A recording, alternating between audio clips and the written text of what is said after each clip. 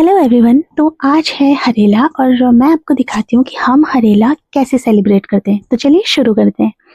हरेले का त्योहार एक रात पहले से ही शुरू हो जाता है, जहाँ पर रात में हरेले को गोड़ा जाता है, पिठिया चंदन लगा के धूप बत्ती के साथ उसकी पूजा की जाती है।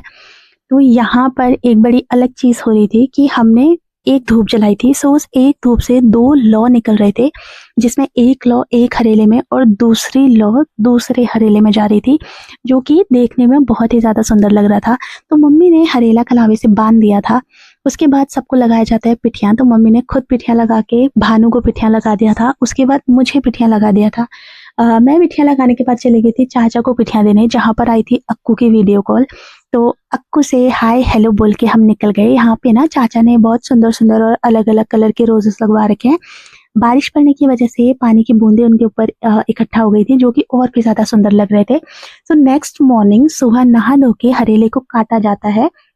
मम्मी ने हरेला काट दिया था और हमारा हरेला इस बार हुआ था कुछ ऐसा। तो थोड़ी देर बाद मैं और भानु भी नहा धोकर रेडी हो गए थे।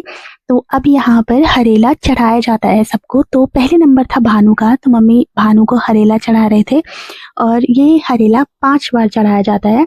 तो भानु को हरेला चढ़ाने के बाद भानु मांग रही थी मम्मी से पैसे, तो मम्मी ने भानु को पैसे दिए। फिर बारी आई मेरी। हरेला चढ़ाते टाइम बोला जाता है, जो रहा जागी रहा, फूल जस खिलने रहा, यो दिन यो मास भेटने रहा। मतलब जीते रहो, फूल की तरह खिलते रहो और इस दिन इस महीने मिलते रहो। हरेला चढ़ाने के बाद मुझे भी मिल गए थे पैसे। देन खाना वाना खा के हम चले गए थे स्कूटी धोने के लिए। स्कूटी धोने में मेरे साथ चल रही थी रितु। तो मैं और रितु घर से निकल गए थे एंड थोड़ी दूर पहुंचने के बाद रितु को याद आया कि अरे मैंने तो नए कपड़े पहने। तो वो मुझे अपनी ड्रेस दिखा रही थी। थोड़ी देर में भानु भी आ गई थी एंड भानु के आते ही हमें मिल गया था भानु का एक फैन, जो कि कह रहा था बुआ गाना है, तुम बहुत अच्छा गाते हो। तो फिर थोड़ी देर में हम पहुंच गए थे स्कूटी के पास। और भाई साहब जो इसकी कंडीशन थी, मतलब बारिश की वजह से ये इतनी ज्यादा गंदी हो गई थी, इतनी ज्यादा गंदी हो गई थी। फिर हमने स्कूटी वगैरह धोई एंड चाचा ने यहाँ पे अपनी बघेरा प्रॉपर पॉलिश वॉलिश करके चमका दी थी। इसको अच्छे से पोंछने के बाद मैंने भी इसमें पॉलिश वॉलिश करी एंड पॉलिश करने के बाद ये अपने असली रूप में वापस आई है। जो इसकी शाइन थी ना, वो बहुत ही ज़्यादा, मतलब पॉलिश करने के बाद और ज़्यादा चमकने लग गई थी। तो यहाँ पर हुआ ये कि हम इसकी एक्सेसरी भूल गए थे किसी दूसरे की बाइक के ऊपर। सो हमें याद आया एंड देन भानु वो लेके आई।